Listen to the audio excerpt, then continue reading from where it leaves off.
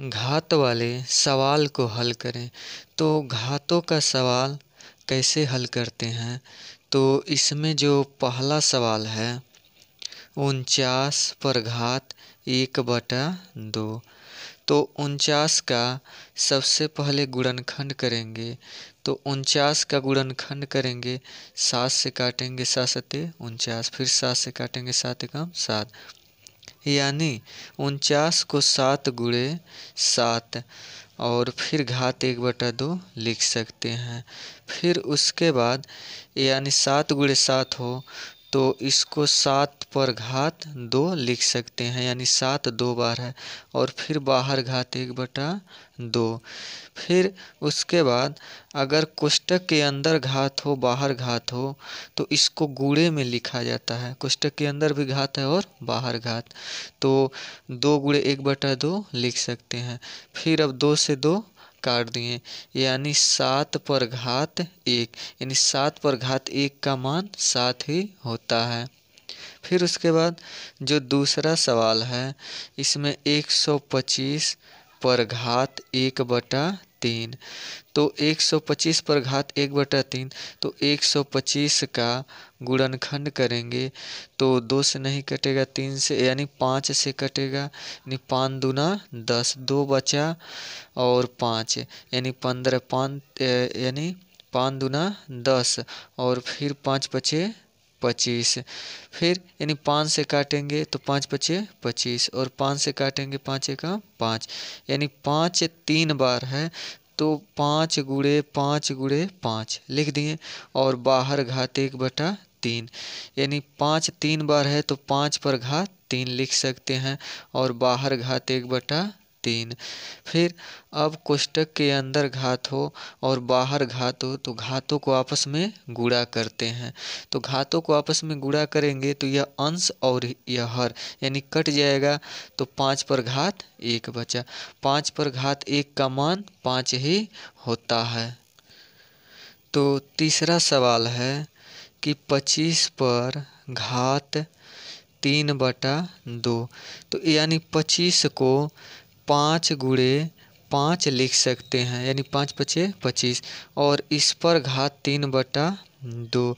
अब 5 दो बार है तो 5 पर घात 2 लिख सकते हैं और फिर बाहर घात 3/2। फिर 5 और 2 कोष्टक के अंदर घात हो और बाहर घात हो तो घातों को आपस में गुणा करते हैं, तो 2 गुणे 3/2। अब यहाँ पर गुणा करेंगे तो अंश और हर से यानी 2 कट जाएगा, 2 से 2 कट गया, यानी 5 पर घात 3। 5 पर घात 3 का मान कितना होगा? तो 3 बार लिख लेते हैं, 5 गुणे 5 गुणे 5, यानी 5 पचे 25, 25 पचे 125। उसी तरह से अगला सवाल जो है चौथा, तो चौथा जो है 32 पर घात 2/5। तो यहाँ पर 32 का गुणनखंड करेंगे तो 32 का गुणनखंड करेंगे, 2 से काटेंगे, 2 एकम 2 और 2 छके 12, 2 से 2 अठे 16, फिर 2 से 2 चौको 8, फिर 2 से 2 दूना 4, 2 से 2 एकम 2, यानी 2 गुणे 2 गुणे 2 गुणे 2 गुणे 2, यानी 1 2 3 4 5। तो इसको अब ब्रैकेट में 2 पर है यानी ब्रैकेट 2/5 लिख सकते हैं। फिर इसमें यानी 2 कितने बार है? 5 बार है, तो 2 पर घात 5। फिर अब उसके बाद बाहर घात 2/5। फिर कोष्टक के अंदर घात हो और बाहर घात हो, घातों को आपस में गुणा करते हैं, यानी 2/5 और 5 से 5 कट गया, 2 पर घात 2, यानी इसको लिख सकते हैं 2 गुणे 2, यानी आंसर कितना आ गया? 4। फिर उसी तरह से तो पांचवा सवाल है 64 पर घात -1/2।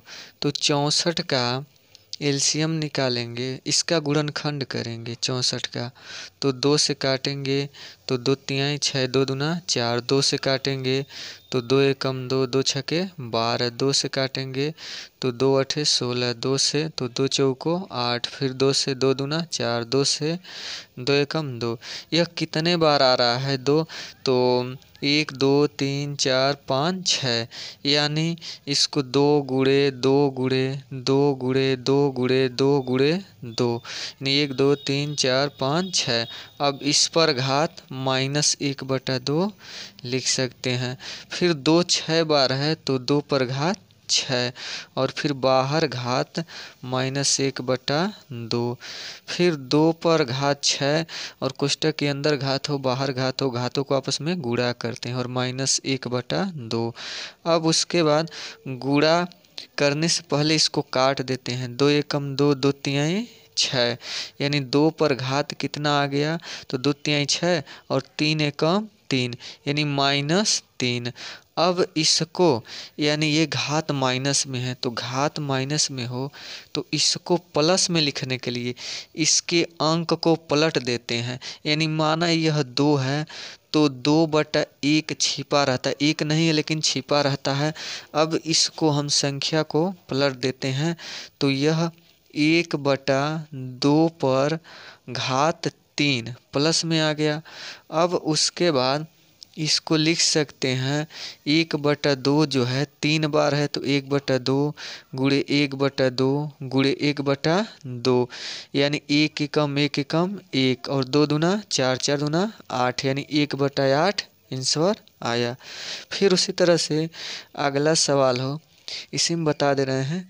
तो अब छठवां, तो 8 पर घात -1/3, तो 8 पर घात -1/3 है तो 8 है तो इसको 2 गुणे 2 गुणे 2 लिख सकते हैं, यानी 2 दूना 4, 4 दूना 8। फिर अब 2 पर घात यह 3 बार है तो 3 और बाहर घात -1/3। फिर उसके बाद यानी इसको 2 पर घात 3 अंदर घात और कोष्टक के बाहर घात, तो घातों को आपस में गुणा करते हैं। तो अब उसके बाद इसमें 3 से 3 कट गया, 2 पर घात -1। अब घात को प्लस में करना हो तो उसी तरह माना इसके नीचे एक हर है, हर माना जाता है और हर को अंश में लेकर जाएंगे तो घात किस में हो जाएगा? ये प्लस में हो जाएगा, +1। और +1 1/2 का मतलब यह, यानी 1/2 का मतलब यह यही लिखा है, 1/2 लिखा है।